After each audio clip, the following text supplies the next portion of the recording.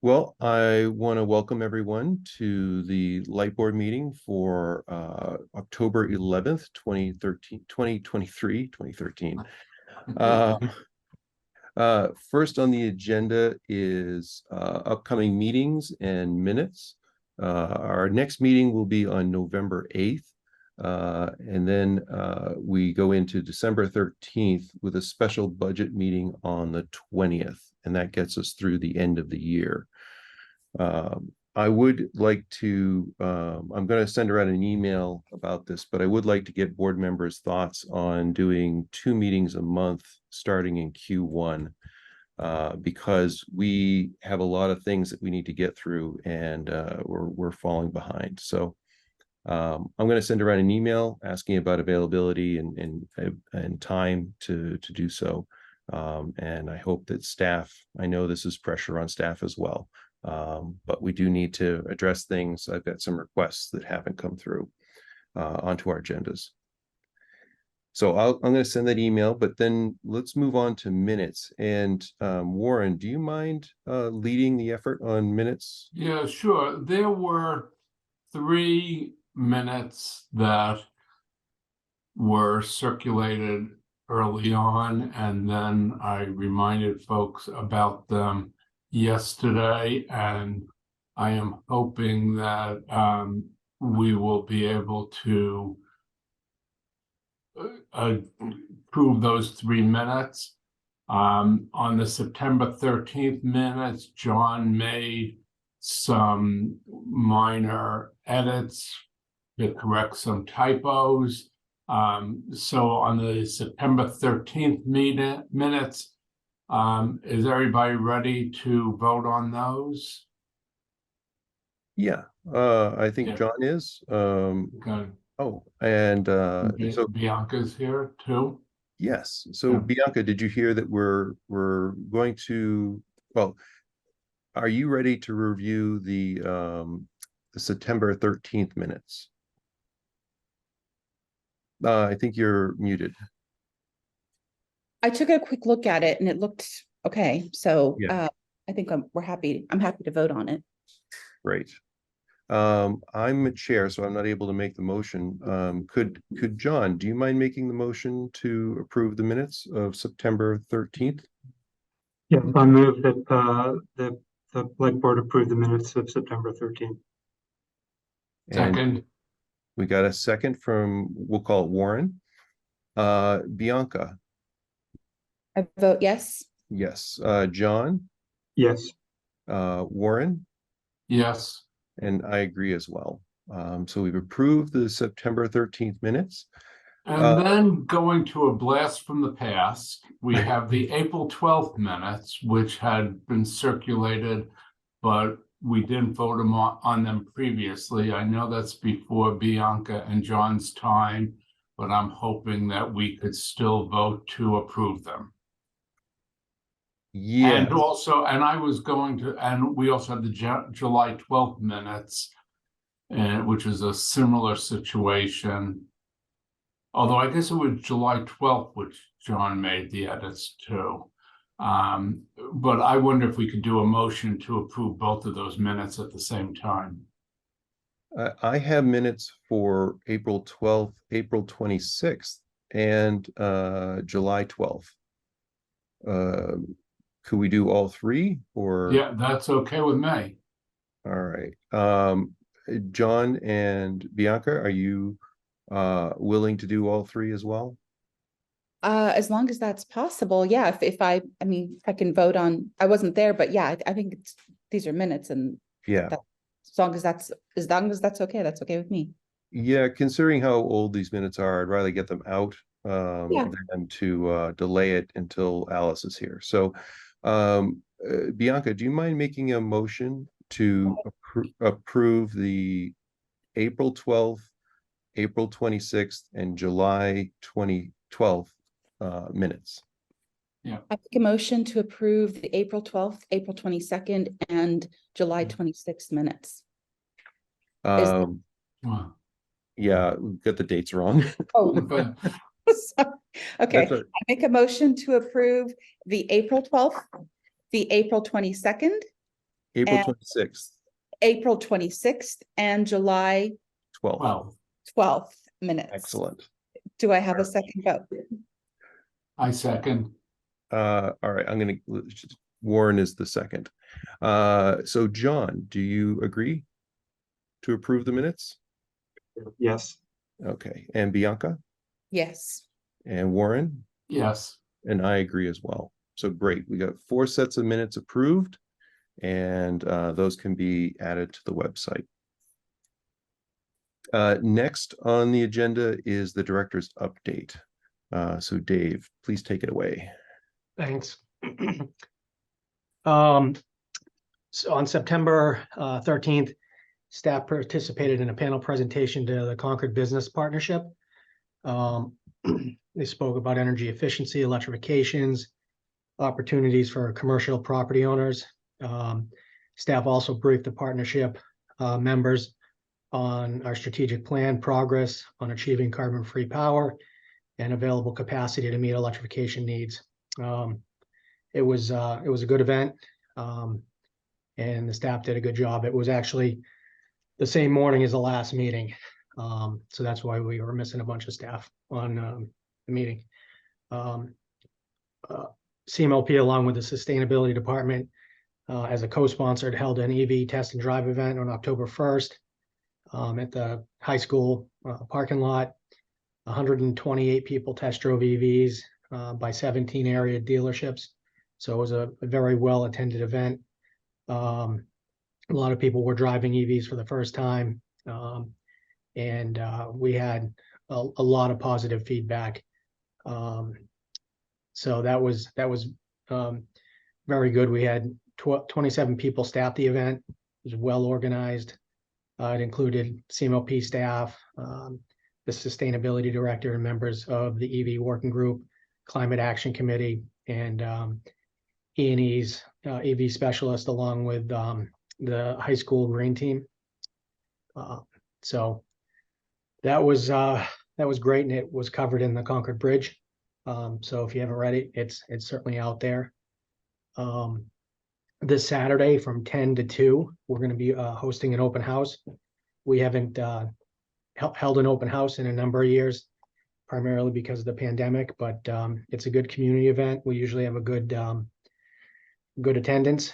So we're just hoping the weather holds off. We have a backup plan to, have a lot of the events in the parking garage if need be, but we really are hoping to be able to do most of the stuff outside. So if you're available, swing by. Again, it's between 10 and 2 on Saturday. On the smart meter project, we've had some delays, as I've mentioned over the last few meetings. Eaton was on site in September and worked with our team on training and software setup. They'll be back for further training in months to come. But Eaton and NISC products are now communicating, which is what we've been waiting for. And Eaton is committed to a go live date of October 13th. So what that means is we'll be able to start the installation process of the residential meters.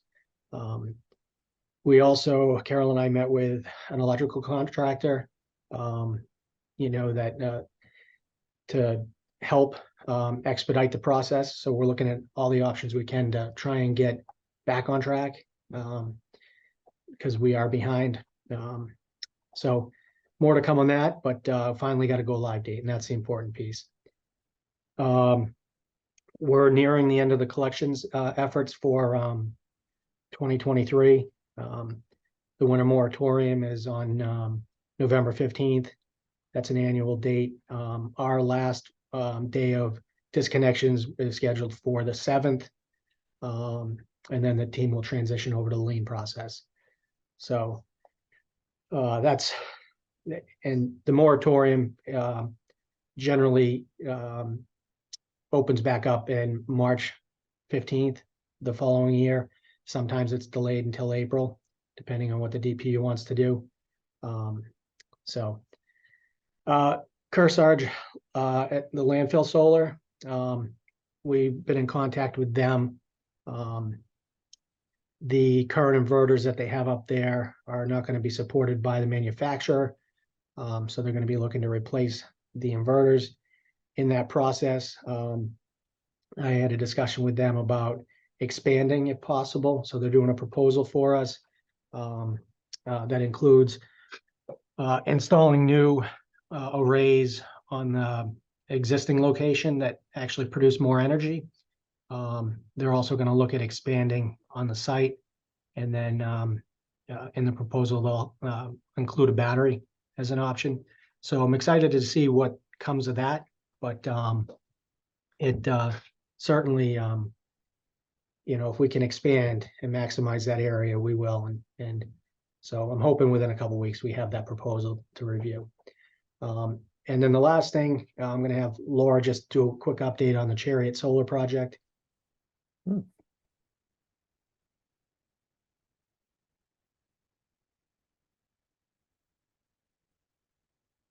You're gonna have Laura do that now? Yep. Okay.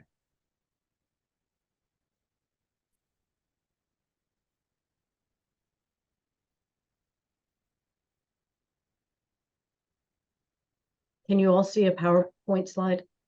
Yep. Yes. Okay. So we have on the books a completed transaction that we made a number of years ago to purchase solar from a new solar facility called Chariot. And some of you may recall at the time that we executed this transaction, the seller, Nextera, was going to sell us the solar output of the new facility, which is, you can see, changes. The chart on the left is a typical solar output during the month of January, and the chart on the right is more typical of a day in July. And the concept of the deal was that we would get the output of the solar facility, but then Nextera would also fill in, if you will, in the blue, with nuclear, so that the combined total of the solar and the nuclear would be exactly 50 megawatts during the on-peak period from 7 a.m. to 11 p.m. So that would vary, according to the solar output. You would get less nuclear in the summer when you were getting solar, and you would get more in the winter, but it gave us a predictable shape, to plan around. Nextera has come to us, as you have heard on a number of occasions, that is happening to others, and told us this Chariot project will not be built. They have proposed that they are going to pay out the development penalty, which would be about $93,000 for Concord. And they have proposed that instead of this product that you see before you, that instead they will provide us with megawatt hours from the existing Granite wind project when it becomes available, which is essentially not until November of 2027. And even then, it just starts off at a small pace and then picks up. I'll just show you. So this is the expected output that we would get. This is Granite. So we'd get class 1 RECs from Granite starting in 2027. You can see in the early years, you don't get that much wind because they have contracts falling off. But then it begins to build and gets to its full capacity, full output in 2033. We would also get the nuclear over this time period, but on a flat 7x16 basis. So instead of that fill product, we would get a block. It's not a great deal. It's a money loser for us, even with the development penalty of $100,000. The deal is worse by at least $500,000. So it's not something, that we would choose to do. However, as you are all well aware, these solar projects and even the offshore wind are falling off like flies. This is not the first developer to come back and say they're not going to build the project for us. And so we have to take a hard look at this and say, look, if we want to meet our non-carbon emitting goals with power that comes from bundled RECs, right? Where you get the output of the facility plus the renewable energy certificates. If new projects aren't being built, what are our options? You know, what they're asking us to do is give up, our support for a new build solar project and instead takes RECs from an existing project. So, the board has to think about, yeah, this deal is not great, but if we don't do this deal and we just take the $90,000 penalty, then what other options do we have for meeting our non-carbon emitting goals? So that's the update on that. We know that they have come back and said they're not going to build the project. They've made this other proposal. And we can either take the proposal or we can walk away with our $90,000, but then have an uncertain, future of how we're going to meet non-carbon emitting. Oh. So that's the good news. Yeah, that's it's all warm and fuzzy. Bianca. So have we looked at what it would be like? And I know that I think that there's some distribution or redistribution issues with solar panels on rooftops here in Concord, or concentration in one area and the other, and getting it from one area to the other. There's some issues there. But if those issues were addressed, could we then offer greater incentives for homeowners here in Concord to put more solar on their rooftops? And if we had, let's say, 100% participation, 100% maybe is a lot. Let's say we had 90% participation in solar rooftops here in Concord, what that would look like, what the energy demand would look like, and what our clean energy would put, when that is complete. Yeah, that's, yeah, the solar task force is working on that kind of framework. There's a lot there. That's a long answer. I do like the approach of what are the alternatives in town to this offer, because well, I'm going to give my thoughts real quick, and then I'm going to go to Warren and John. It's disappointing. I kind of want to know why. What was the thing that broke the back of Chariot Solar for the developer? Just they priced it too low and expenses went up? It's as with everything right now, prices for all the materials have gone up, prices for the labor have gone up, interest rates went up, backlog, the tariffs, that just one thing after another have piled on these projects to the point where the developers are saying, yeah, we can't make money at that price, and so they're backing away. Okay. My thoughts on this offer is that it is a wind offer, and it's also an additional nuclear offer. I know that Alice isn't here, so I've got to represent her concerns about getting more nuclear in the portfolio, seeing as this is not giving us the load shape that we want anymore of a level load. I don't know if that nuclear adds value or not. Brian, let me just clarify that we're not getting any more nuclear than we would have gotten under the original deal. There's not an increase in the nuclear megawatt hours, okay? Thank you. Yeah, that's helpful. But it doesn't give us the load shape anymore. It's not matching to the solar or to the wind. And then this is a wind contract for an existing wind facility. And one question is, the price of the wind component, is that more favorable with the RECs than our existing older high-priced wind contracts? Do you know that answer, or is the nuclear mixing the numbers too much? The wind is definitely at a lower price than our existing contracts. Not a hard bar to cross. Yeah. What I will say is that, the shape is different. With wind, we get more in the winter and we get more at night than we would with the solar. Okay. But when I said it's a bit worse deal by $500,000, what we've done there is we've taken what we would have gotten under the Chariot solar shape, priced that to market. And then we've taken what we would get under the wind and priced that to market. And the difference is that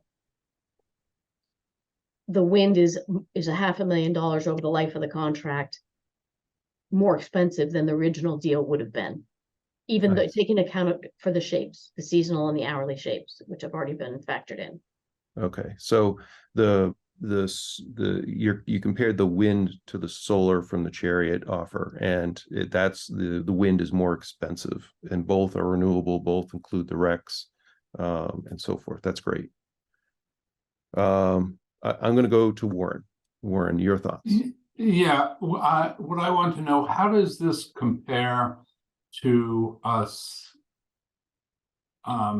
going with just purchasing unbundled RECs in the short run? Personally, I don't see any problem with purchasing unbundled RECs. I feel it's a valid solution, and if it's more cost effective, we should do that in the short run till more favorable projects start coming online. I agree with that, but I do have concerns, as Dave has stated before, about our contracts 2034 and out. We don't have a lot of contracts there, so this one kind of ramps up around that time. Can I voice a Yeah. thought on that? And I think Brian and I have discussed this briefly over coffee when he was showing me some of the I know you're a fan of the RECs. I am not so much a fan of RECs. I think it's that's not fair to say, actually. I think it's a really important mechanism to create that has created markets for renewable energy. But when you're buying an unbundled REC, it's just it's an accounting. It doesn't change the energy that we're using. It only says we made the price of bad energy go up by a marginal amount. Right, and I agree with both of you. I think the community's priority is to find bundled products where we have the clean energy generation and the certificate to go with it. That is clearly the community's priority. But the accounting solution of buying unbundled RECs is needed for anything not contracted. And so if we weren't to do this contract, we would have to do more of the REC unbundled purchases. So both of you are correct. I know the desire of the community is for what Bianca is saying. I know that the REC method is valid and a true way of accounting for the attributes. But it's hard to hold, hard to understand. John has been. But wait, can I get an answer to my Yeah. question, which was, how much more expensive would this new contract be than purchasing unbundled RECs? Because I agree that all things being equal, we should purchase a bundled product, but if the difference in price is dramatic, then we should be having second thoughts about that. So to answer your question, Warren, we would be paying about 1.9 cents per REC for the new granite wind. Okay, and that compares to our last unbundled REC purchase of almost 4 cents, 3.8 cents. So it's clearly cheaper, but you've got to recognize that this is over a long time horizon. We're paying 1.9 cents over, 20 years versus a spot unbundled REC price of 3.8 cents. And those unbundled REC prices, have been less than a penny before at times. So it's hard to compare. You're comparing a spot price against a long-term price. But also, don't you have to be comparing the price not just of the RECs, but of the underlying energy compared to what you would be paying for the underlying energy So if you weren't purchasing the RECs? So again, what the valuation does is it takes the contract price being offered and it compares it to market. So the market is what we would pay if we didn't buy output from this facility. Yes. Okay, and what that analysis reveals is that the offer price is 1.9 cents over market. So essentially the way to look at that is you're paying 1.9 cents for the rec that goes with it. Because we've done the comparison of the energy against energy from the market. Okay, so within that suggests it's not such a bad deal. Well, again, you're locking in 1.9 cents for, Yeah. 20 years versus fluctuating spot prices. And I know that offers not only class 2 main recs, I believe. Is that right? No, they're class 1. So they're Massachusetts class 1? Mhm. Okay. So we have Mass class 1 recs for the wind, but then we have the nuclear equivalent certificates for the nuclear. And are those also priced as, or are they just always sold with the nuclear and no one trades them? What's the value of the what are they called? Forget the acronym. Effects. Effects, yes. Laura, do you happen to know the value of the effects? I don't know that they actually trade That's what I thought. Okay, as, I'm not positive about that, Brian. all right. But the cost of the nuclear component is inclusive of the certificate. Yeah, when we calculated that 1.9 cents, we added up. So you get the total offers like a bundled deal, right? You get the nuclear output, you get the wind output. And altogether that compared to market is 1.9 cents more. So in the 1.9 cents, you're not just getting Massachusetts class 1, you're also getting some effects. Okay. I've held John back for so long. John, please give us your thoughts. Yeah, just a couple comments. First of all, I just think we need to recognize that obviously, unfortunately, the Chariot deal is no longer on the table. So we really can't be looking in terms of comparing the lost opportunity there. That's gone. And Laura, I realize coming up with an estimate of this is probably difficult because you have to kind of come up with a levelized value. But I think it would be also useful to have an understanding regarding the cost of energy that's associated with the wind project. Because with that and the 1.9 cents, we can then kind of compare it to cost of new renewable resources in the market. And if it's, less than those, then I would think, okay, maybe this deal makes sense. Can you tell me, John, what the cost of new build is in your mind? I'm reluctant to offer anything right now, but I would say, just because prices have increased so dramatically, but I would say, $75 a megawatt hour, maybe. But I would propose to do some analysis around that. So, I mean, we're not going to be able to share with you the exact offer price because that's confidential. So that's why I asked you what you thought, because I was going to hope to be able to say whether it was less or more than that. It is more than that, but it's not a lot more. So, Okay. Well, it sounds like they're pricing it not as they're pricing it probably competitive with the new build rather than or their view of new build rather than recognizing that it's an existing resource. Okay. yeah, I think you're right about that. Now they are probably going to have to repower some of it, right? That facility's been going for a while, and I imagine that if they do some of these deals, that's going to involve some additional capital that's going to go in. The other comment, I think it would be useful to understand, to Bianca's point, what's the effective cost of energy and RECs from rooftop solar in Concord, and I would expect that it's a multiple of the pricing that we're talking about here, based on my understanding of the economics of rooftop solar. Yeah, this I'll be right with you, Warren, but this topic kind of came up in the director's update, and I really think it should be an agenda topic. So I want to ask Dave and Laura kind of a high level question. When do we need to respond to them? Is this something that is pressing?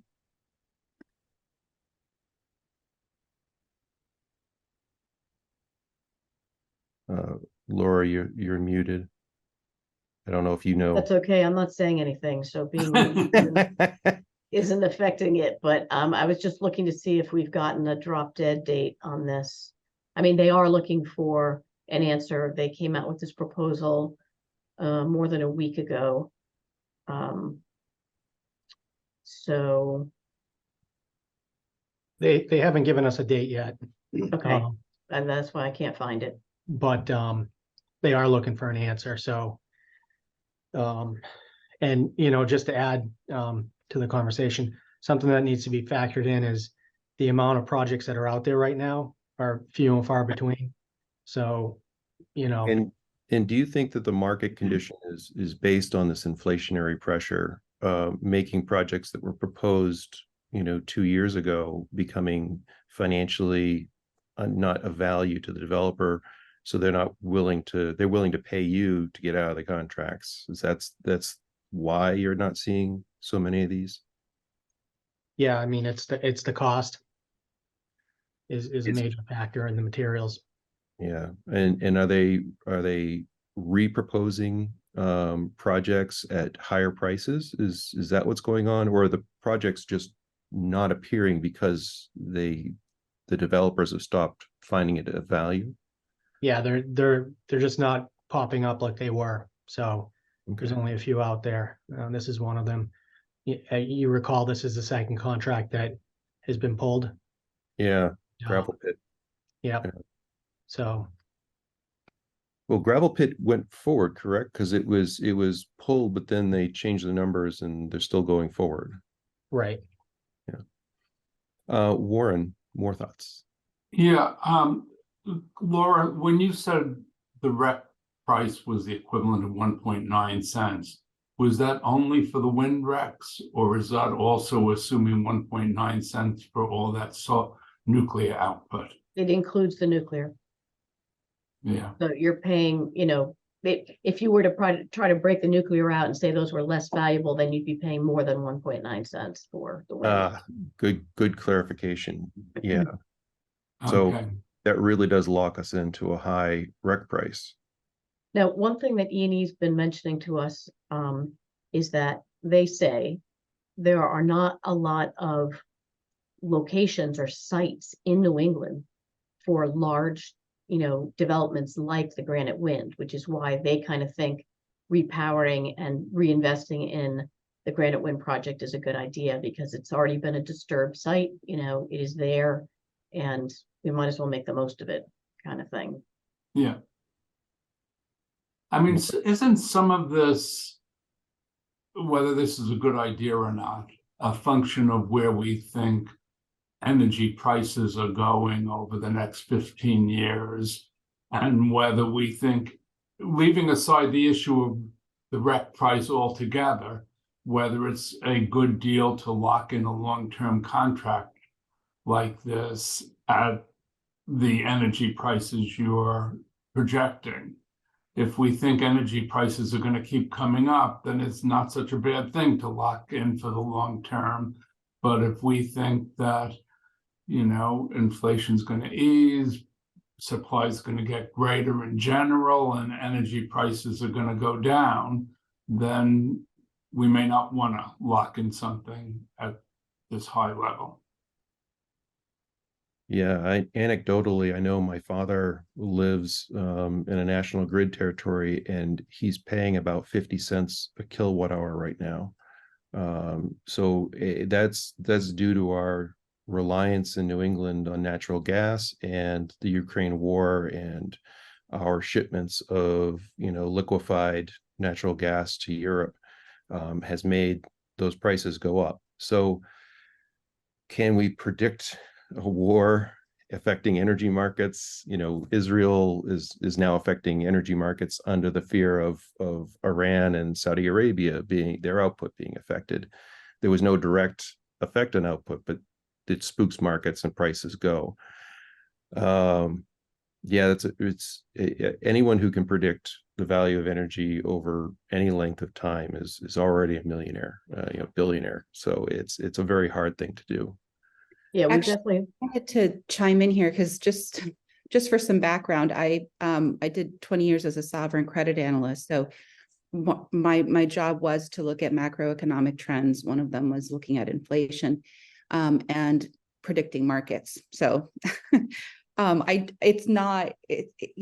there's predicting a point price is impossible, but I think trends are generally possible to see. And I think that the EIA has price trends forecasted, as does the IEA. And I think the EIA's got free data. The IEA is paid data. I don't know if we have any access to the IEA, but the EIA, which is the government energy administration, their estimates, I would say, are probably sufficiently valid. In general, the variables that go into long-term price trends for consumable goods or population increase, which then drives economic growth and so forth. So when you're talking about over a 20-year period, so long as we see our population increasing, we're going to see, generally speaking, all prices going up, including energy prices. I think we can have certainly some variability in the short run. We're going to have prices spike. The way the prices have spiked now probably will come down again once the war is done. They will drop.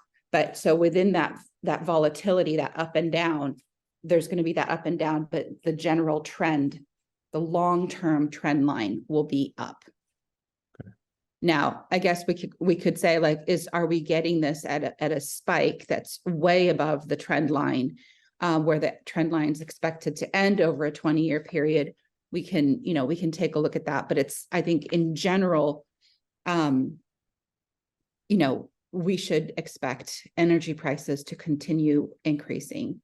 Yeah, I know that R&S fees are going up at the same kind of every year. They're just a little bit higher. But then you get other markets that go ballooning up and fall like capacity. So well, there's going to be that volatility, that intermittent volatility from year to year, but over the long 20-year period, if you look at where we are now, where we will be in 20 years, generally speaking, it will be at a higher rate than it is now. The question is, are we going to breach that peak, today's peak, or is it, so yeah.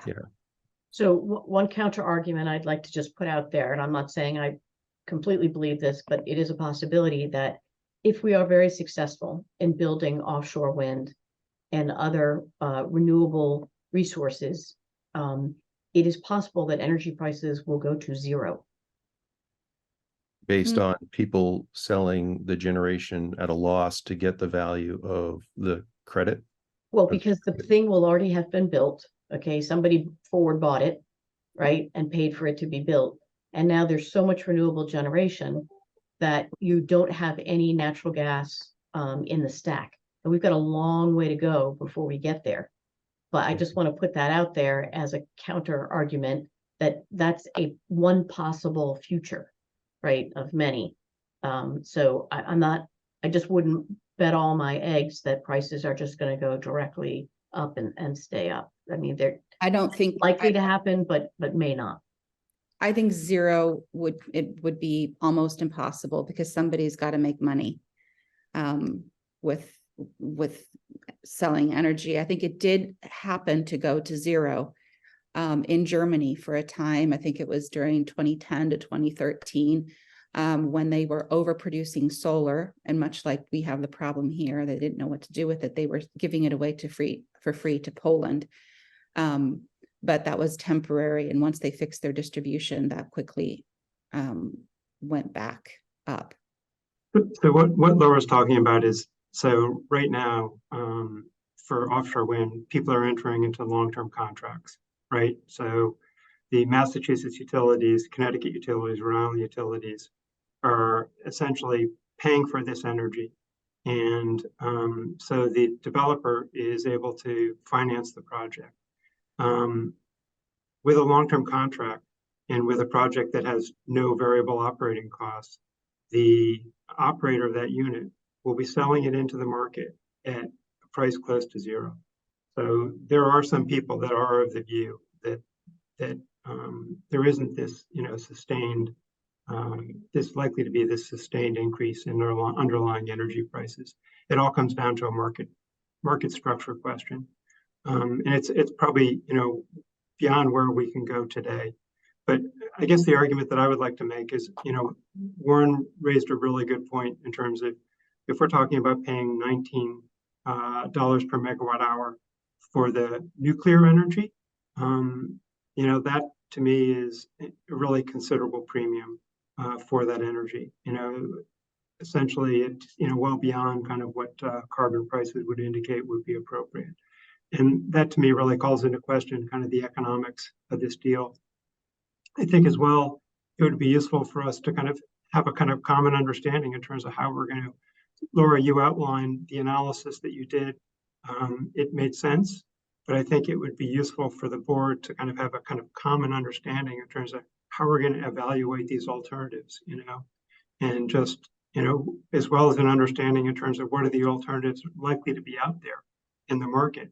So we can compare them, when a proposal is put forward, we can say, okay, how does that compare to this alternative? How does it compare to the other alternatives? Some of which would be rooftop solar developed from houses in Concord. Other alternatives might be solar projects in the ISO New England market, wind projects in the ISO New England market.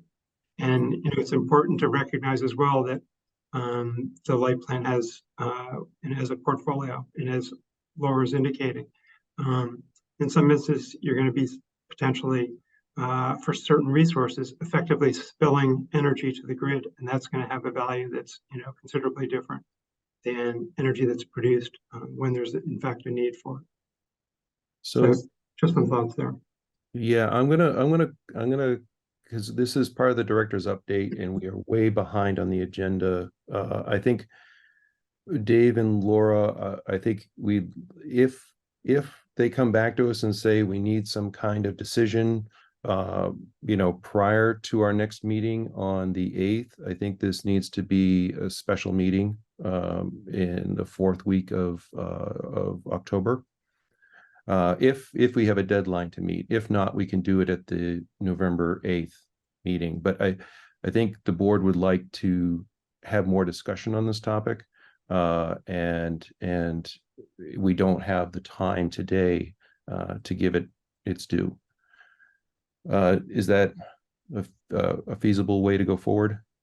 Yeah, I mean, we weren't looking for a vote today because I know. didn't post it that way, but we wanted to kind of bring the board up to speed with what's happening and what's proposed. So we can have follow up on this in the next meeting. I think this is, yeah. Yeah, and if we need to have a discussion sooner than that, we certainly can. I think this has been a great discussion, but unfortunately we're out of time. I'm sorry, Dave, I didn't mean to cut you off again. No, that's fine. All right. Let's move on. Okay, so I did have a question about your update.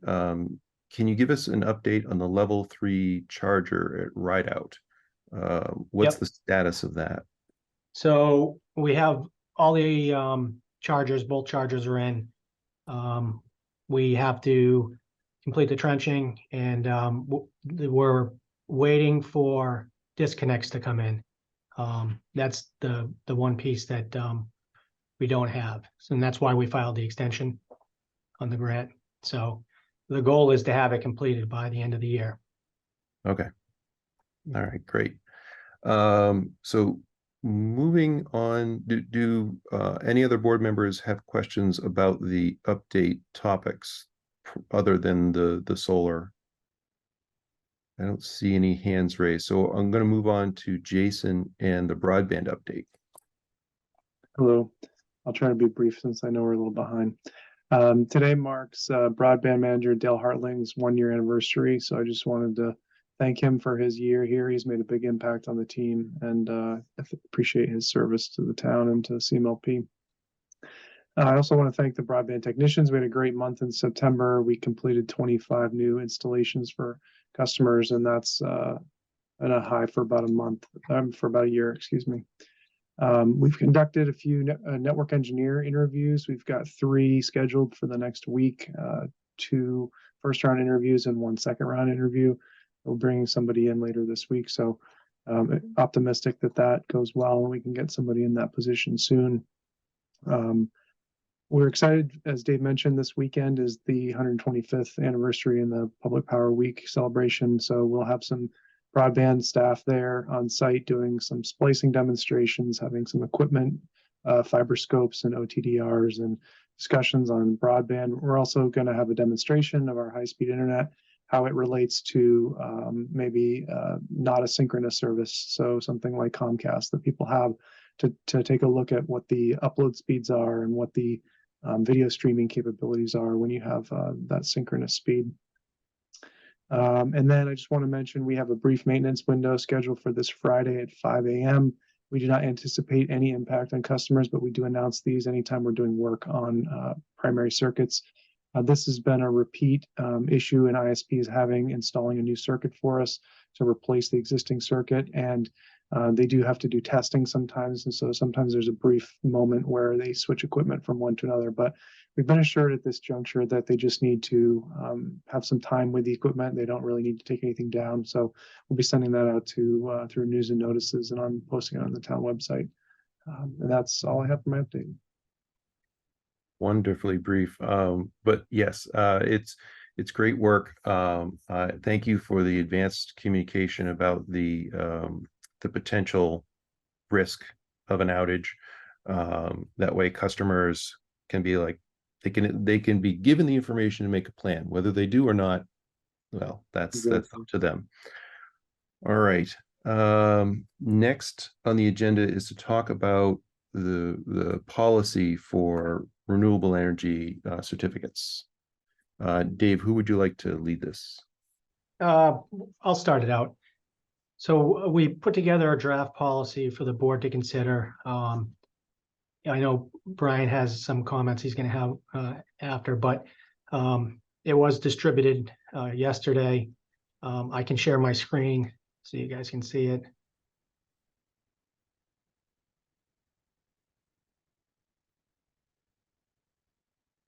Can you guys see that?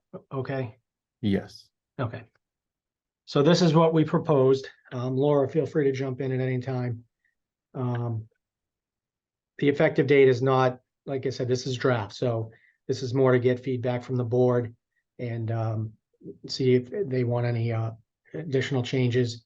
But we did add in, an excess cap at the end so that we don't have a huge pot of money just sitting in the bank.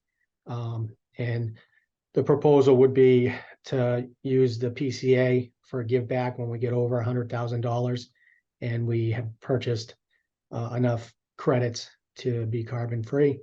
Laura, do you want to add any detail to this? So basically what this is proposing is that we will we will buy either the full offset for our sales, or we will buy as many RECs as we can based on the money that's collected and sitting in the renewable energy charge collection account. This all would happen on a post-year basis, so that we, for example, for 2023, in June of 2024, we would make our final purchase of unbundled RECs. And at that time, we know what the collection was for 2023 because we know how many sales we had. And so we'll know how much money's in the pot. And it'll be at that point that we'll make the determination that we can either cover 100% of our sales. And if we do that, the rest, any money that's left over in their in the energy charge collection account, that's in excess of $100,000, we get to return via the PCA. Or if there's not enough money to cover 100% of the sales, then we buy the volume that we can buy based on how much money's in the pot. And this all assumes that we maintain the level of 2 cents per kilowatt as a collection method. And Actually, it doesn't speak to that at all. It simply says it's the board's prerogative, for the very first sentence, to set the dollar amount that will be collected in rates. So the board Yeah. has full discretion to determine whatever that would be. yeah, so I definitely have a lot of nuance that I want to add to this document. So I think because we're behind on time, I do want first thoughts from board members on this draft, but I think in the end, I'm going to ask that the board give me their edits, and we discuss this at our next meeting to try to finalize a decision. But I'm going to put Warren on the spot. Warren, what is your first? What do you see in this from past discussions that you feel we may need to add or change? I am actually at the moment comfortable with it as is. Okay. John, or do you have any thoughts? Nothing major. Yeah, Alice has also been involved in this since 2017, so she's going to have some thoughts as well, I'm sure. But Bianca, do you have any thoughts? I just have a question. I'm confused what the difference is between this fund and the one that we just hit the $500,000 cap for. I thought that was for buying Rex as well. Yes, and that's one edit that I have, is that our last discussion, we said $500,000 reserve so that we could maintain that 100% offset. Yeah. But this says 100. So we'll add that to the discussion points. But what is that? Why do we have two funds? It's the same fund. Oh, it's the same fund. Yeah. It's the same fund. Okay. Yeah. So the idea of this policy is to define unbundled rec purchases.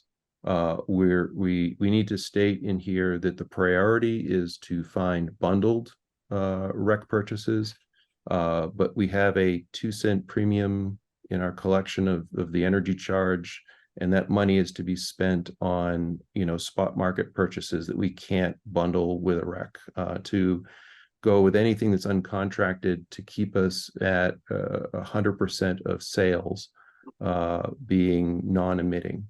And there's the rec prices year to year can jump in orders well more than 2 cents in a year.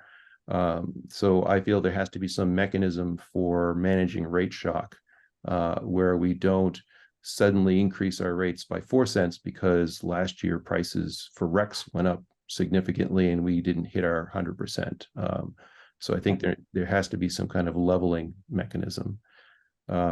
It's kind of in here, and yeah. So I think to save time today, I'm going to ask in an email for board members to share their thoughts on this policy, and I'll give you timestamps for past discussions so you can kind of refresh your memories. Does that sound like a good way forward? Yeah. All right. Yeah, let me just add, Brian, if I might. So we wrote this policy very narrowly. It really refers only to the administration of the renewable energy charge. Mhm. It's not a document that talks about our strategy for purchasing power. It's not a document that talks about how the board is going to think about setting the REC charge level in rates every year. It's really just about the administration of the charge. And so I hesitate to make it a much bigger document addressing many more topics that, really don't belong in a document that describes how we're going to administer the charge. That's my thought. Okay. I think I like the way that Brian's providing background though, because I think anyone coming in, I think the board members are here for 3 years. They go, and sometimes less. So, or maybe up to 6 years, but no more. And I think all of this is, institutional memory that would easily get lost. I certainly, I listened to the discussion last time and I didn't even know that this was the same one as the one that we had spoken before. So Yeah. some kind of background just to place it in time and space. I think I find it helpful. And I agree with Bianca. If there's a better place to document this, let me know. But that is something I've seen with the board, is this Groundhog Day effect, where policies are reviewed or proposed that are similar to ones that exist, and we don't have good documentation other than minutes about the discussions. But I see this policy as a way to encapsulate the final decision by the board at the time of writing, of why we're thinking this way, how we think about it, so that the next board member in 2, 3, 5 years, when this policy needs to be adjusted, can understand why we phrased it and structured it the way it is, and they can make changes informed by that information. It gets rid of the assumptions of the past. So we'll come back. We'll discuss this at the next meeting with the board's thoughts, and we'll go from there.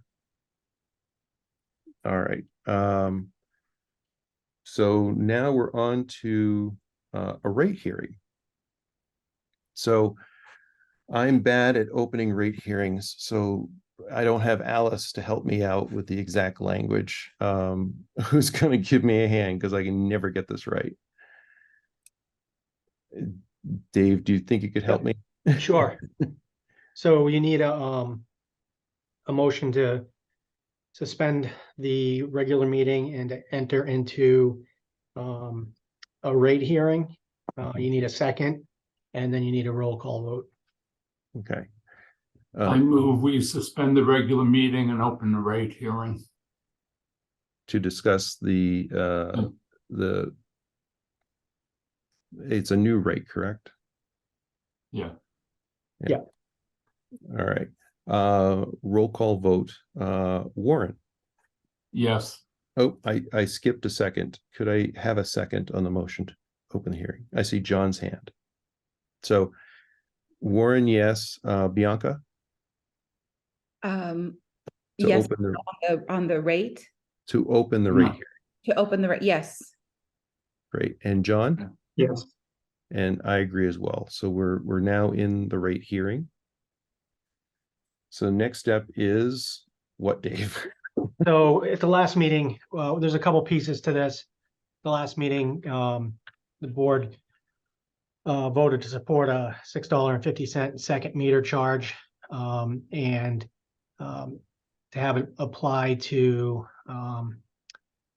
second services that are in the residential rate. And this was a challenge, to be honest. You guys also asked to see what the revenue savings or losses would be. So Matt put together that. So I think that's the first thing we're going to do, is answer the question that the board had at the last meeting on that, just so you have those numbers. And then we did put a rate together that was requested, but I don't think it works, and we'll get into that shortly. So I'm going to share the numbers for you real quick. Great. So Matt, do you want to speak to these numbers? Sure. So I went through, this is kind of there's not a whole lot here, but it took a long time to get to this point, to get all this data together. I went through every customer that we have. I whittled off the customers that only have 1 meter, so that leaves all the customers that have more than one. And then I started categorizing them based on their setup, what kind of stuff they had going on at their property, or properties in some cases. So I use the assessor's database as well as GIS.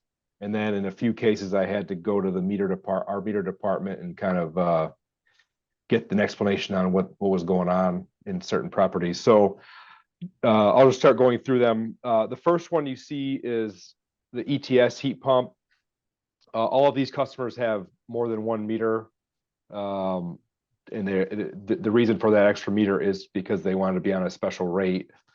We have 128 of those customers between ETS and heat pump. Some of those customers have both ETS and heat pump. They are currently paying one service fee. Which is the what's next- called out in the rate.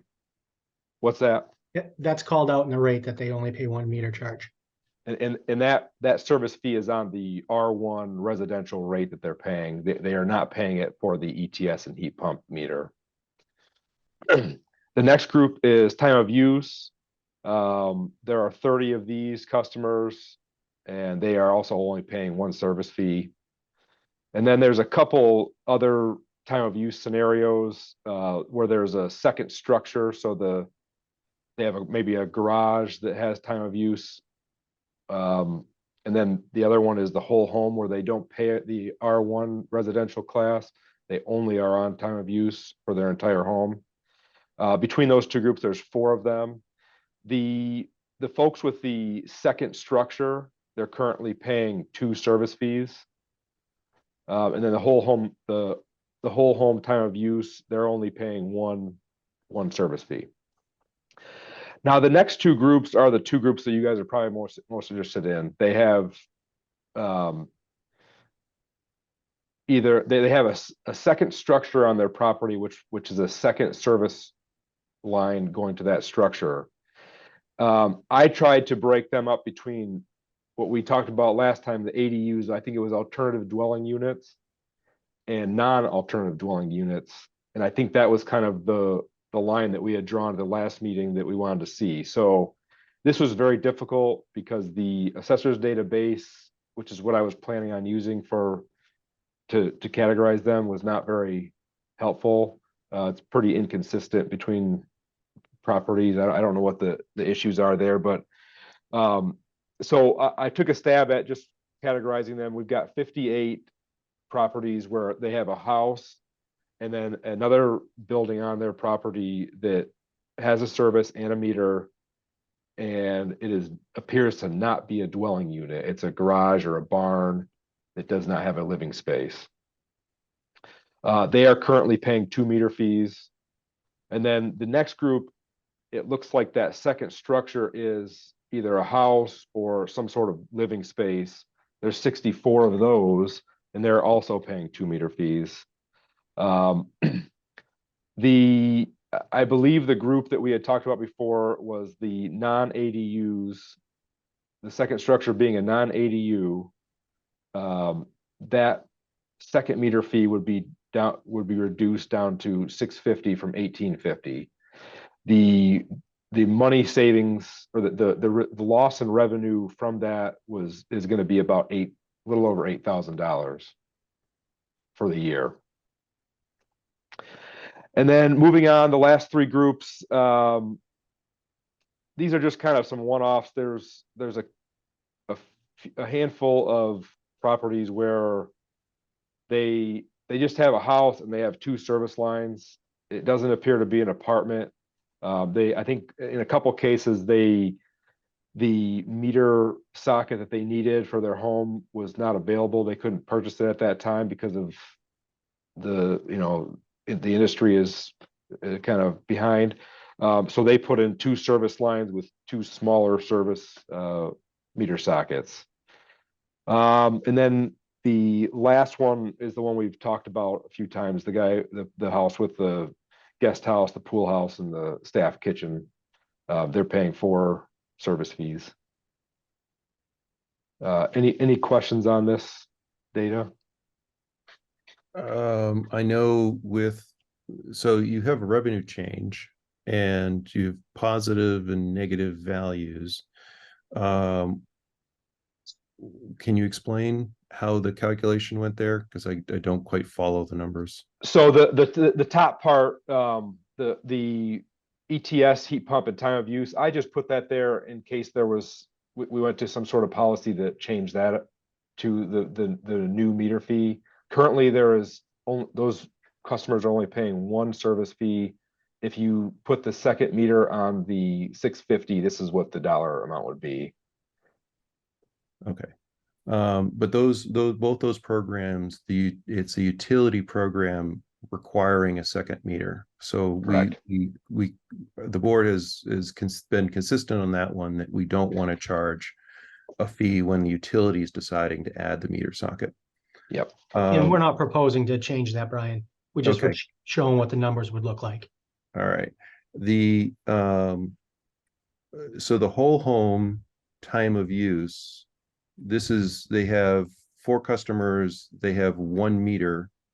So they're just getting the standard meter charge. There's Correct. no second meter at the whole TOU houses.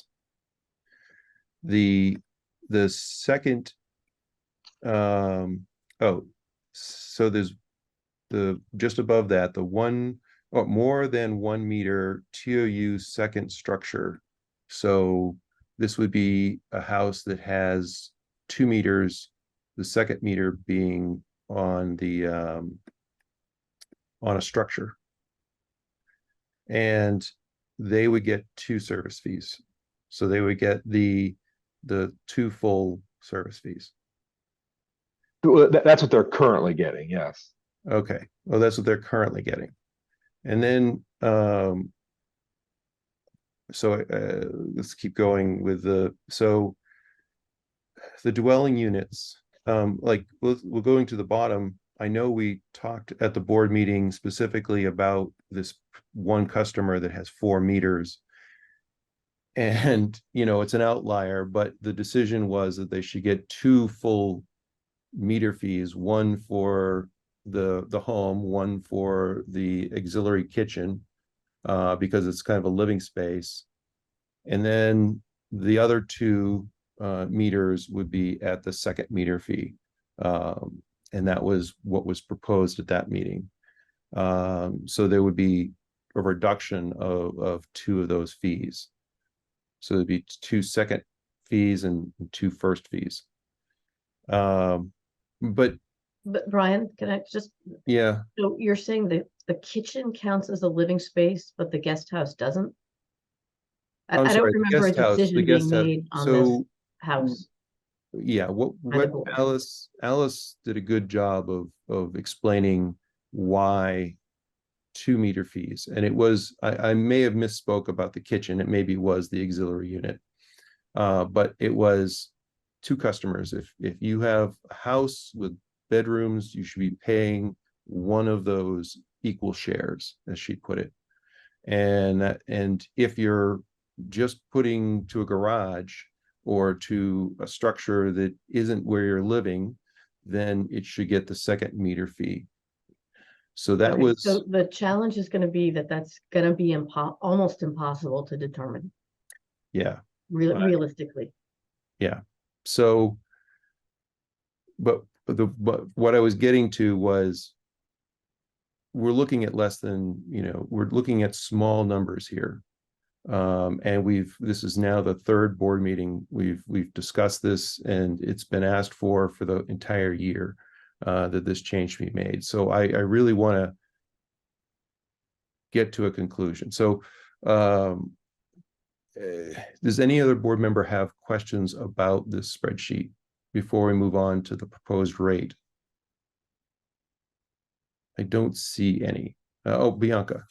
I don't know if this is, and I don't want to hold up the meeting, but I just, the spreadsheet, I think it said, on the change, it didn't have the change all the way across. It was spotted. So I think, anyway, I don't think that's a big deal, but I want to clarify that I don't think we have the total change number, but if we did, whatever the number is, it's small, right? Both in terms of number of homes and dollar amount. Yeah, and that's the thing. We're not talking, $100,000 lost revenue by this policy change. We're not talking a 500,000. It's Small. yeah. So the proposed rate, Dave, who do you or Laura want to go through this? Yep. You guys can see that, right? Yes. Okay. Let me just, all right. So this Laura put the rate together. It's pretty straightforward. Added in just the line about the additional meters and the meter usage and an alternative dwelling unit, which we believe is what was discussed. Put the 1850 down to 650, which was discussed, and identified it as the R1 MM rate. MM is for multimeter, and then the effective date. So that's essentially what we did. But there are a lot of problems with this. And I don't know, Matt, do you want to discuss some of them so the board knows what challenges we have with this? Well, the first one is we need to define what alternative dwelling unit means. I looked around and there isn't a standard definition that I could find anywhere. So that's the first part, and then somebody would need to, for all these properties that are going to be reduced down to the new meter fee. I think it's going to require a truck roll for somebody to go out and make sure that their setup on their home is exactly what we're saying it is. And then I don't know that we have somebody that's, at CMLP that's in their purview to go and determine if that garage is a dwelling unit or not. So I think we get into kind of some legal issues if we're the one out there making these determinations on what a dwelling unit is. That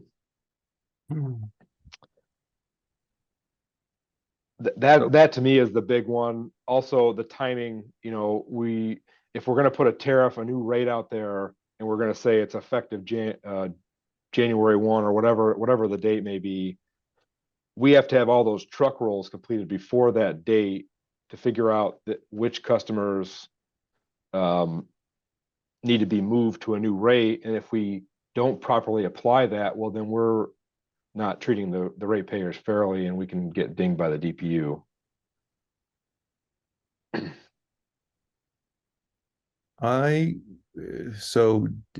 Dave, can I propose a different approach? Sure. So let's go big picture again. We charge a meter charge. So the meter charge is the only existing fee on the bill that is a monthly fee. And because of that, we used it as a fixed collection method.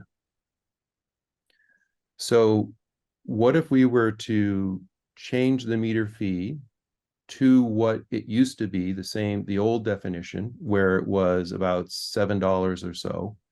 And then we have a fixed distribution fee that is now $11.50 or whatever the difference is between that and the $18.50, so that we can apply the fixed collection to one bill, and then we collect for every meter for how many meters the house has for the $7.50, and then we're done.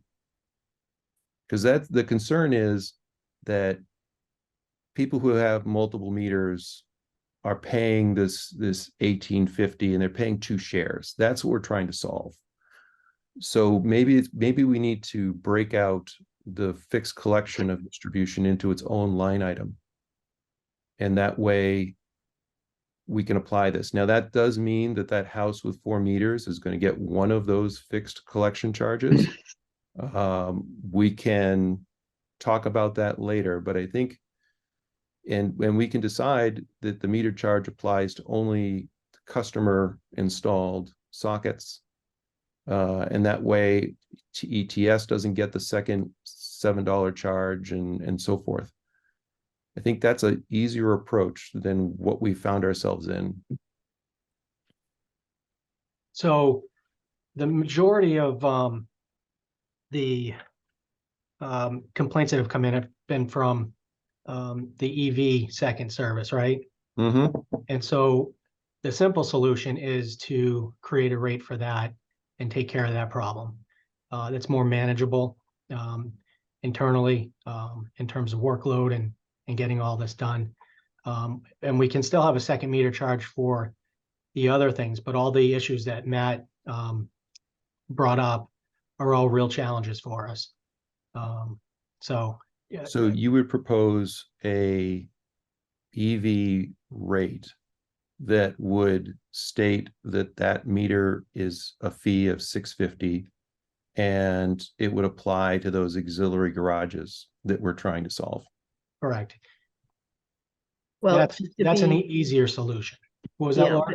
but just to be consistent, so right now, if a customer has a second meter and they put that second meter on time of use, they're currently not being assessed a meter fee, because that's in the time of use tariff says, if this is a second meter, you're not going to pay anything. So if we did do a new electric vehicle charging, which is, it's a new rate, we said we want to get rid of multiple rates. But if we did do that, then the people under time of use are paying nothing, but the people who are using the R1 rate to charge their cars are going to pay $6.50 for the second meter. So just recognize that there's that inconsistency in the rate structure. Well, then if they've already got the additional meter and it's for EV charging, why not just place them under the TOU rate? And I then don't not think we charge can a just- meter fee. I don't think we can force them to adopt a rate of time of use, because it doesn't work for everyone. So that's, that was my feeling on that, because we did talk about that internally. Why not just put those all over to time of use? Some people may need to charge during peak periods, and that's why the time of use, you're getting charged for that peak period, and most people hopefully are charging off peak, and that's why they're not getting a meter charge for that one right now. But we shouldn't be lowering the cost of charging a car on peak by giving them the R1. Bianca, your thoughts? I thought that Brian's solution was brilliant and the simplest. And it puts this entire thing to bed. What are the problems that Dave and Laura and Matt see, or does anyone see any problems with what Brian proposed? Matt. So I think when we talked about it, and maybe Carol can chime in, there's going to be a big difficulty with implementing a second fixed fee only for select accounts based on how the system works. You can always just do a manual charge on all these accounts, but that takes a lot of man hours to implement. If the system can't do it automatically, or can't be set up to do it automatically, then it's a large manual process that has to happen every billing period. Let me ask Carol. Carol, if right now on the bill we have a meter charge, which is a fixed monthly amount, and there's one. So if you look at the line item, it says meter charge, one charge, and it's $18. If we were to change the name of that to fixed distribution collection, and then we were to add another line item to the bill that said meter fee, that fee could be meter fee times 2. So $6.50 times 2 is the amount that they would be charged. Is that billing change? I know it's going to affect all bills because we're now separating the meter charge into fixed collection and it's the meter fee as it used to be defined. But is that something you feel NSIC could manage and handle with all the other line items that we want to add to the bill? I do know NISC can change the bill print programming. They've got a 30-day lead time though, before they can do any programming. But as Matt talked about, I guess the ongoing maintenance of this is what's the time-consuming part. And you're talking about applying this to all customers. We still have to identify those customers who are the kind of the outliers that will get the second meter charge. No, we would not have to do that. With Brian's policy, all of that would be simplified. I think this ongoing problem would apply, this monitoring and identifying and all of this would happen with all other proposals that we have on the table right now. But what Brian is proposing is that we eliminate all of the hassle, right? So everyone's going to get the $18.50 fixed charge. And then you just get, how many meters do you have? If we don't know how many meters, I'm pretty sure we know how many meters each home has because everyone's getting charged. Well, yeah, Bianca, Carol was right. We do have utility installed second meters and we have homeowner installed second meters.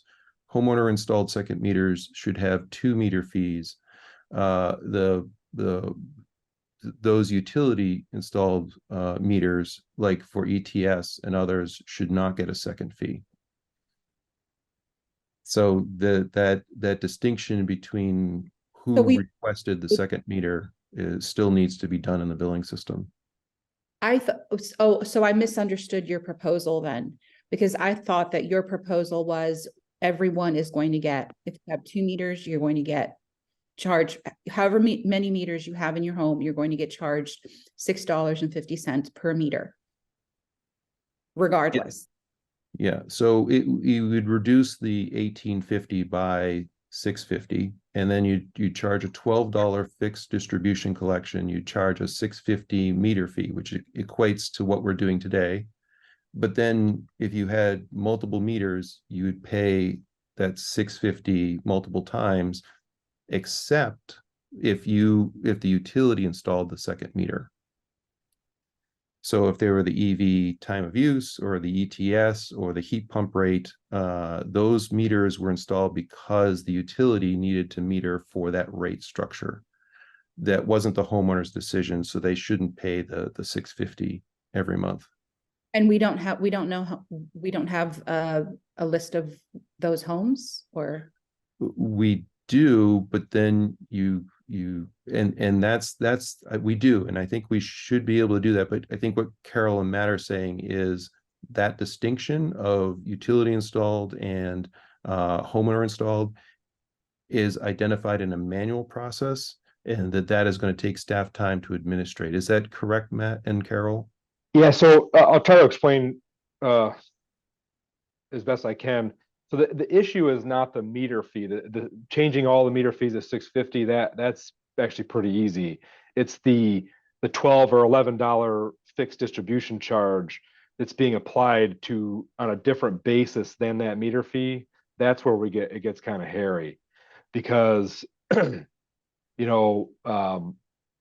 it's based on the rate they're paying. So it's easy to take away a meter fee from the ETS rate or the heat pump rate, but it's when a customer is paying 2 residential rates, both meters are on the R1 rate, the system's going to try to apply the fee to both charges, and we can't just take one away. well, I think But that would be the reprogramming with NSIC to correct that. I don't know the answer to that question. Yeah, I'm not sure on that side of the programming that they can actually do that. We would have to submit a request for them to evaluate that. The bill print programming I was referring to was basically just to get those lines to print on the bill, not so much the logic behind the billing itself. All right, I'm going to go to Warren right now, but I think Dave, you and I and staff need to sit down and go through this and make a executable proposal to the board that meets some of the past requests. I think we need to do our homework on this one. Warren. Yeah, look, this makes my head spin. I just can't figure this out. I'd want to know what's the downside to what Dave was proposing, which was to have a new rate for folks who install a second meter for an EV, and we just have an EV rate. It seemed like the disadvantage is we're trying to get rid of multiple rates, but if that's the easiest to explain and easiest to administer approach, that's maybe the way to go. Dave, your thoughts on that? No, I think Warren summed up what I was saying earlier. That is the easiest approach for The that downside. particular thing. The downside is if the board is really interested in looking at the other scenarios, that doesn't address that. Our complaints are coming from the EV people with auxiliary structures. And I think the easy solution is to start there, and we'll address the 4-meter scenario and other scenarios, because I'm not hearing complaints from those customers. Right. And I would like to be uniform in addressing them, and to Matt's point, but I think moving them to the EV rate makes a lot of sense. Right now I'm just in, how do we fix this? How do we just get something done so these people that, you know, have been paying to these fees stop doing so? You know, my feelings are we should be crediting them, but I understand your argument about, well, rates were that then, and now they're going to change to whatever we're doing, but change is coming extremely slowly on this. So, all right. Yeah, the amount of hours that we put in researching this is already a lot, and Not worth the numbers that I saw on Matt's sheet today. no, we probably already spent more in labor than that reduction in revenue. All right. Do board members have any other thoughts? I think this is going to come back next month.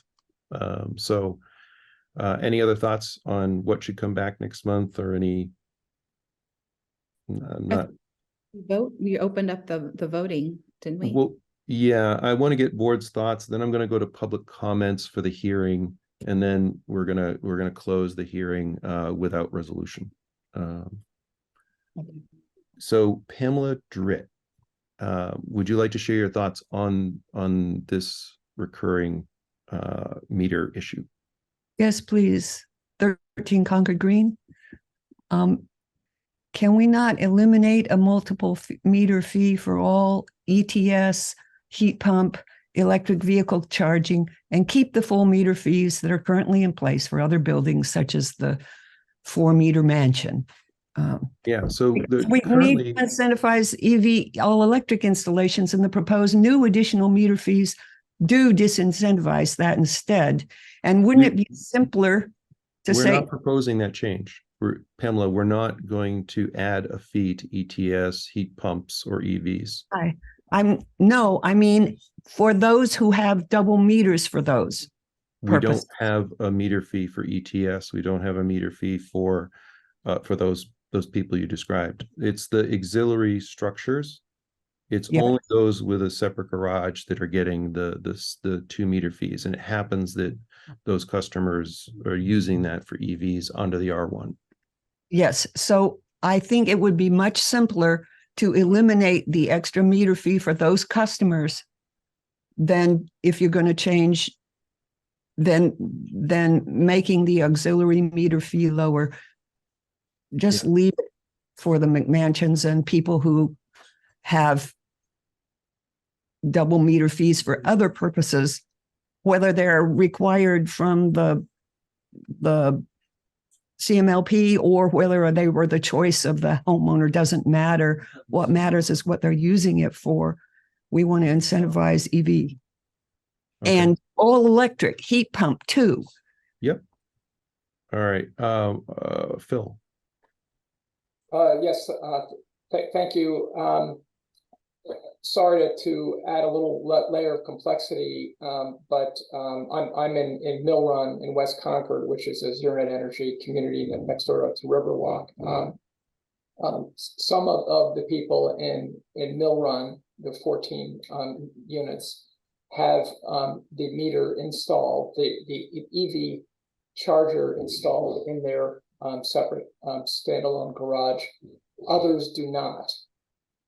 So are we saying that those people who have not yet installed an EV charger would not get the $6.50 charge for that second meter?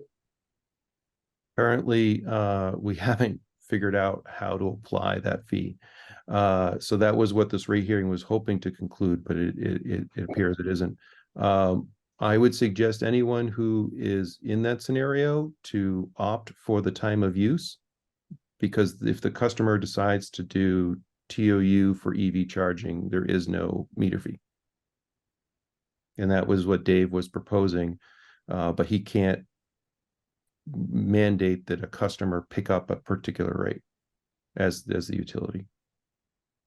So I have a EV charger. I am on time of use, and I believe I am getting charged the $18.50. So we'll take a look at that. You're not supposed to be, and if you are, we'll have to correct that. So Okay. thanks for letting us know. Thank you. And the next comment is, are we talking about additional dwelling unit or accessory dwelling unit? I hate those terms. So Alice said auxiliary dwelling unit because she had heard it in a planning board meeting. We don't know the definitions, and we're trying to apply them, and it's adding confusion to this discussion. So I like the discussion of a customer installation versus a rate and utility driven installation of the meter socket.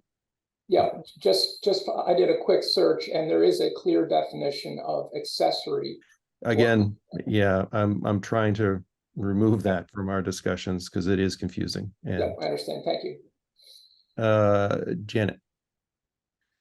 I just want to say, well, first of all, Janicetti recommended that I get a regular meter, not a time of use meter. I live at Concord Riverwalk, for those who don't know me, and so I'm in the same situation as Phil. But the cost of $18.50 is a real disincentive to people wanting to buy an electric car, because most of for the amount that I drive, I would say that the fee is going to be half the cost of the charging. So it's, running electric vehicle, fueling electric vehicle is less than a gas powered vehicle, but with this meter fee, it's really not so. So I think it's a disincentive to anybody who wants to get an electric vehicle, who is in a multi-unit dwelling or a dwelling that has a garage away from the house. Yeah, and so the EV Miles program was developed to avoid the installation of meters, because we knew we were going to time of use eventually, and it was a way to approximate the value of EV charging at night and to not have to meter it. You are the 1 in 1% that Jan probably gave the standard statement of you should get the EV Miles program because it's more cost effective, and 99% of customers, that's true. You have the scenario where you need a second meter because of the wiring structure, and so being under the EV Miles program meant that you get that meter fee, and that's what we're trying to correct, because you are right, that is a disincentive. Okay, thank you. Any other public comments or thoughts from the board? Any final comments from Dave or Laura or any staff on this? All right, I'm gonna ask for Warren, do you mind making a motion to close the rate hearing? Oh, you're muted.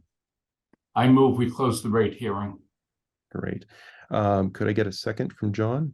Second, All right, great. Bianca? I got a head shake, yes. Warren? Yes. John? yes. And I agree as well. So we'll close the rate hearing. All right. Thank you.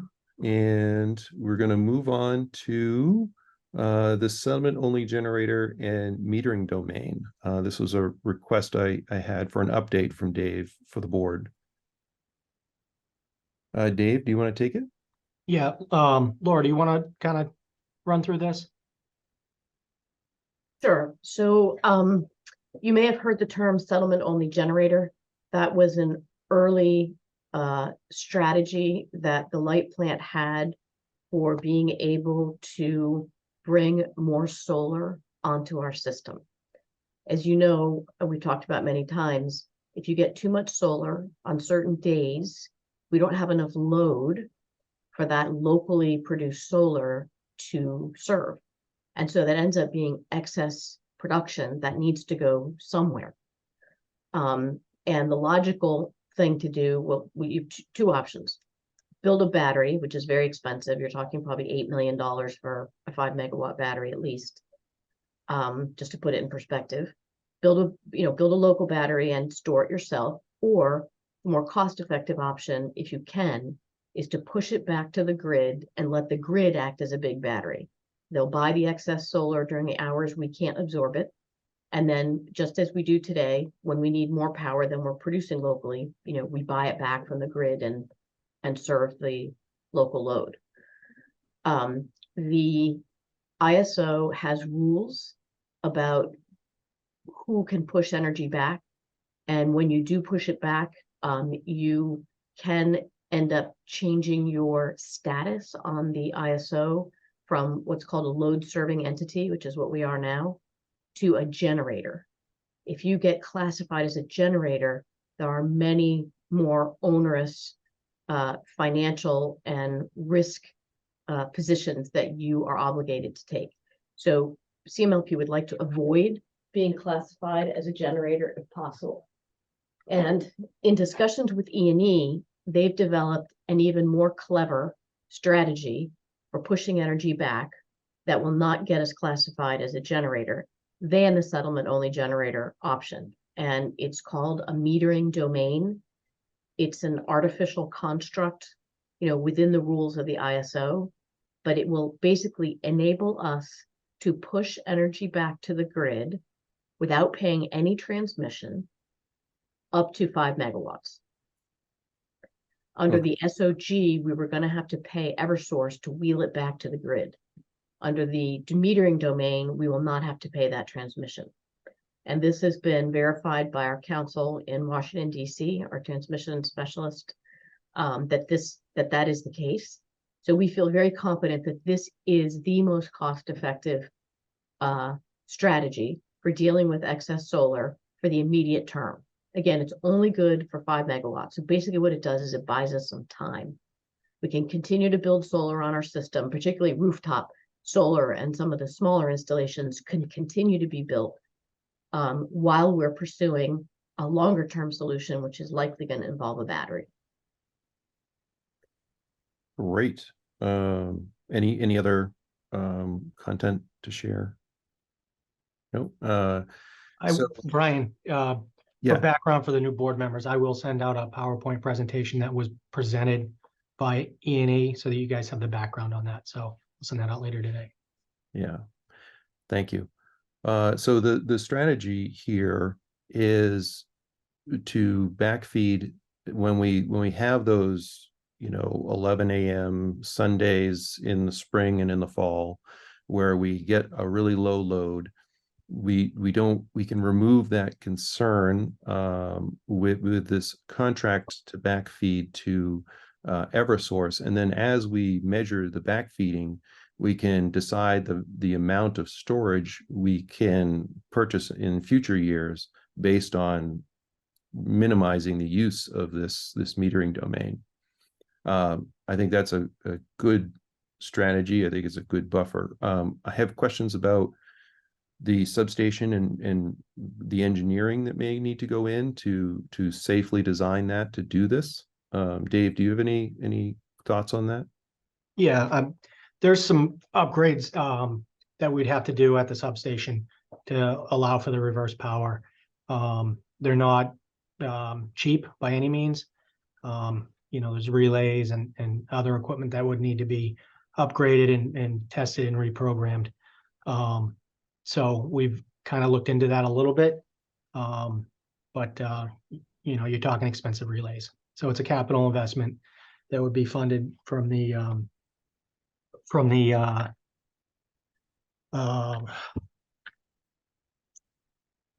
our funds. Let me just say that.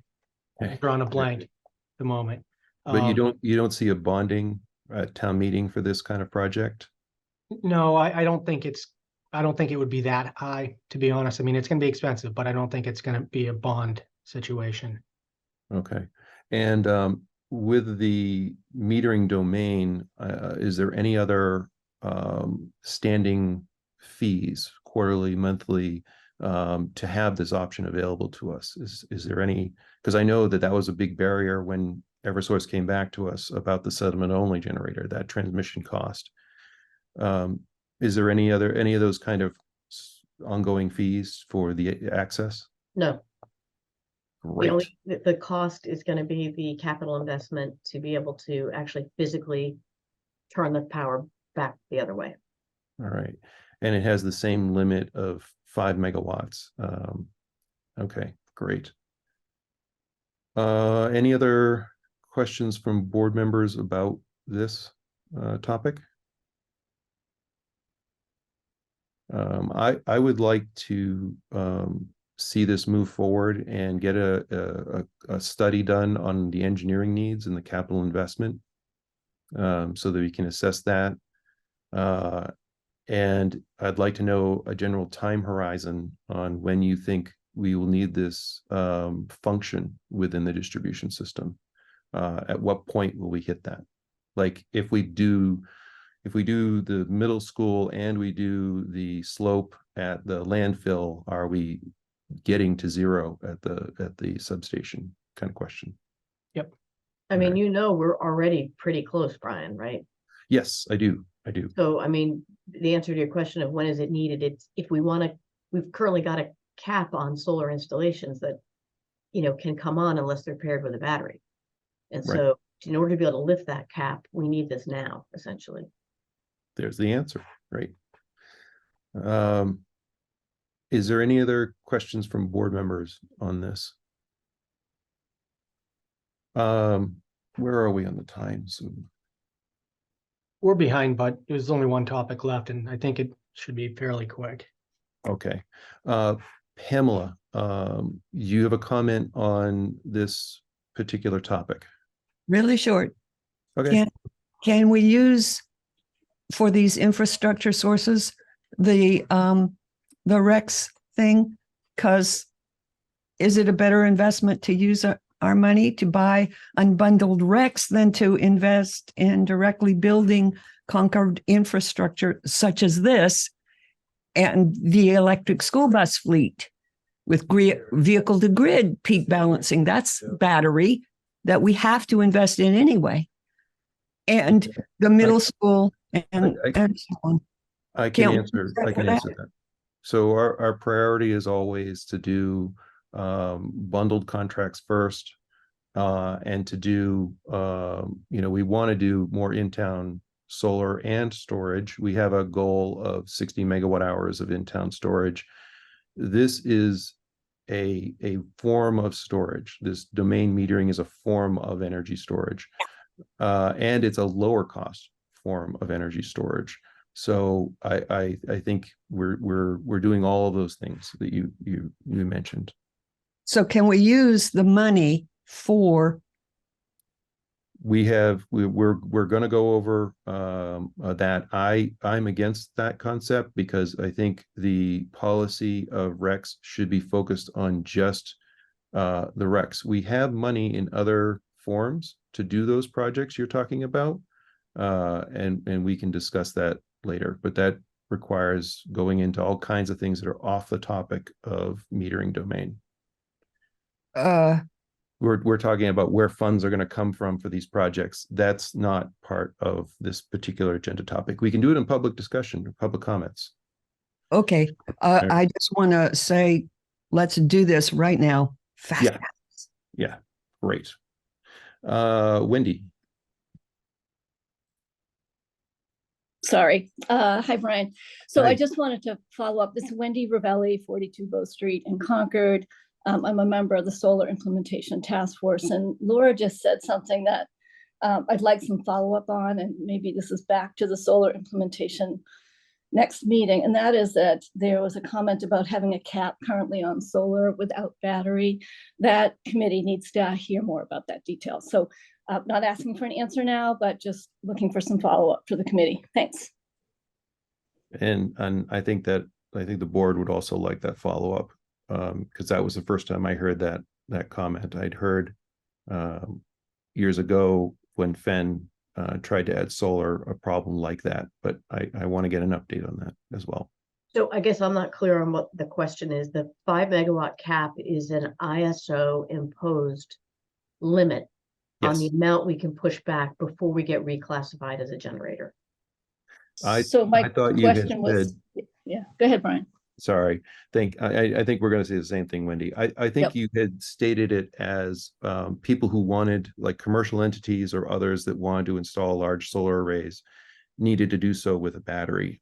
But that sounded like you were adding a barrier to large behind the meter installations in Concord. So currently, because we're at the limit, we don't have the pushback capability, and you all know the consequence of having one more kilowatt hour of solar than we have load is to turn the town black. Yeah. So because of that risk, anyone who wants to install a battery, a solar array that's larger than 50 kW currently is required to co-locate a battery 1-for-1 for the capacity in excess of 50 kilowatts. That's a current policy. Okay, if we go to that's what I'd pushback- like to add to the agenda for a future meeting, is discussion of that policy. I think So when yeah, if we go to this metering domain, it's possible that we can change that policy. yes. But we are where we are, and we know where we want to go. So it's kind of a question of timing, right? I was unaware of that policy, so I would like to discuss it. Okay. Yeah, I don't know if that's my fault or other things, but I that should be discussed. Wendy, did you have any further comment? Not on that topic, thanks. Okay, great. So let's get to the public forum date on power supply. Dave, do you want to take this, or? Well, I think the idea on this topic is just to kind of start to get availability together so that we can schedule a public forum. We've been talking about it for a number of months. We purposely didn't want to do it in the summer because, you know, people are away, and we want to have the opportunity for, you know, our customers to be able to come and listen. And I think part of this discussion is also to talk about the community's flavor on nuclear. Yeah. So I think really what we need to do is figure out a date, and then, you know, Brian, you and I can get together and kind of work up how we're going to approach the public forum. Yeah, and I think the best way to start this is not a specific date, but pick a target month and then have staff find a venue and its availability and propose dates within that month for that event to happen. And when I look at the calendar for town activities, town meeting dominates Q1. And so do we want to, because that becomes a distraction about articles and things that affect the board. We do budgets in the next couple of months, and we do rates in the next couple of months. Wendy, what month do you feel is a good month to have this discussion that doesn't end up being the summer? Dave, do you have an opinion on because staff has got to prepare for this? There's those kind of general time obligations? Yeah, I mean, Do we target February and try to get it done before town meeting stuff rolls up? Do we target just after town meeting? no, I think February or March would be the best time. November's not good because, you know, there's a lot of holidays and it's hard to slide in another meeting. December is already kind of the same scenario where we do have 2 meetings and there's holidays. So I would say February or March would be a good target from my purview. All right, how do board members feel about adding a meeting, public forum in February, let's say? That generally fits. It would be an evening meeting, you know, 7:30 to 9 on some night in February. Warren, you have a I thought? would just say that's okay with me as long as we're not, you were talking about adding 2 meetings a month in the first quarter, as long as it's not a 3rd meeting, as long as it's a 2nd meeting in that month. Good point, and I think that's a valid concern. So I'll just mention that that is a month of school vacation. I believe it's the 15th or the 22nd, so it would be better not to schedule it during that week because some of us tend to go away with our families. yeah. All right. So I think I'd like to ask Dave to find a venue that can accommodate filming, a crowd, sometime in February that is not the school vacation week, and that we could have a regular meeting some other time that month. Sounds good. All right. So that's that last topic. We are over time, but I would like to open up public comments. Wendy. So in the interest of continuity of former board member participation, I wanted to remind the group that the fund policy for the RECs includes the usage of those funds for the purpose of purchasing green energy. So while you put a cap on it, you might want to consider use of those funds on an ad hoc basis to purchase energy on an ad hoc basis. So look at that fund policy and remind yourself about that. So just want to share that perspective. That's it. Thank you, Wendy. And if you remember any discussions we had on that, if you could tell me where to look, I will review past discussions. You know what, I can't remember over the years where it is, but it was a hot topic for me because there was a risk that we could over collect, in that at the time recs were new and the board had a sentiment that wanted to give us that opportunity, because at the time, we acknowledged that green energy was going to cost more, and this was a venue through which we could fund some of that cost. That's all. So it's in the statement of the policy. The fund policy has it in it. So just reminding you that that's a leverage you could use. That's all. Okay, thank you. Phil. Yes, thanks. Brian, I just emailed you and David a article in the New York Times about Vermont's utility deciding to buy batteries for ratepayers, and that was a cheaper financial solution than to put money into more wires and poles. And I just wondered if you'd seen the article and whether it would apply to the Concord territory, or is Concord somehow different from Vermont? I have seen the article, haven't done any research on it yet for Concord, but familiar with it. Yeah, so we saw the article, and I also think it's very interesting, Phil, that Green Mountain Power came to the conclusion that buying batteries for every residential home was actually a cheaper alternative than bolstering their system.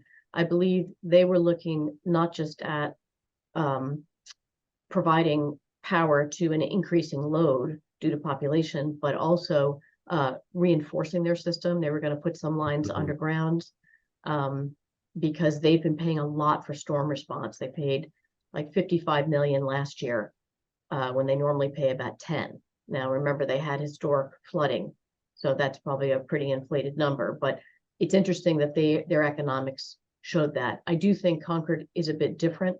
You know, we are not in a situation where we have to add a lot of infrastructure to serve incremental load. I've mentioned to this board before and others that we have excess transformation capacity on our local system.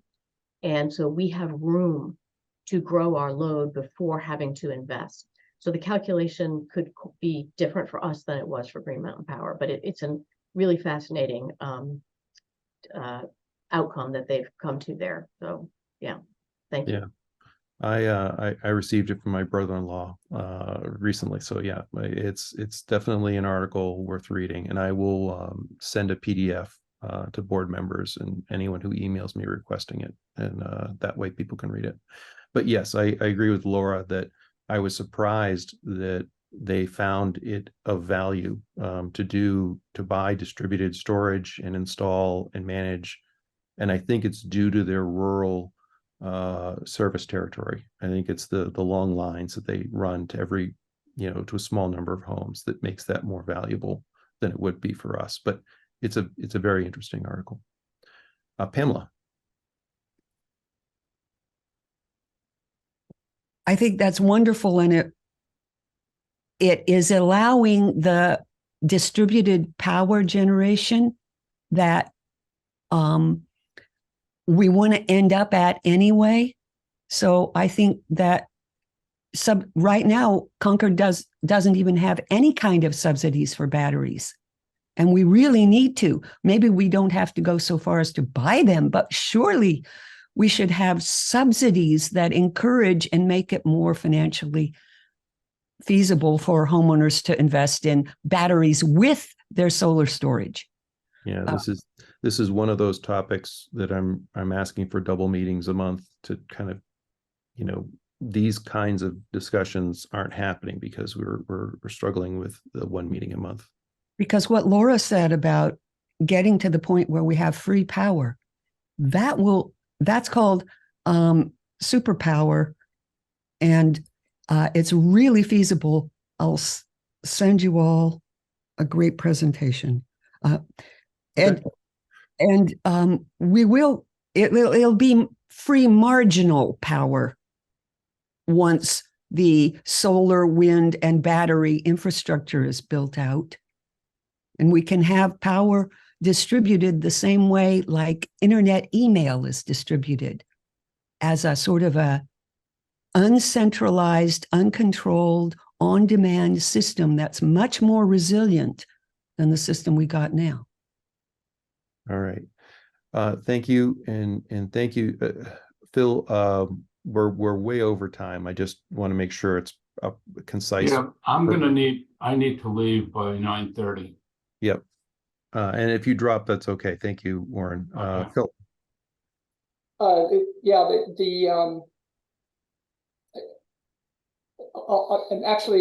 save everybody's time and I'll follow up with an email.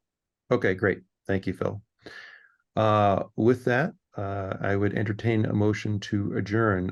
Warren, do you mind? I move we adjourn. Great. Do I have a second? I'll take Bianca. John? Yep. Warren? Yes. And Bianca?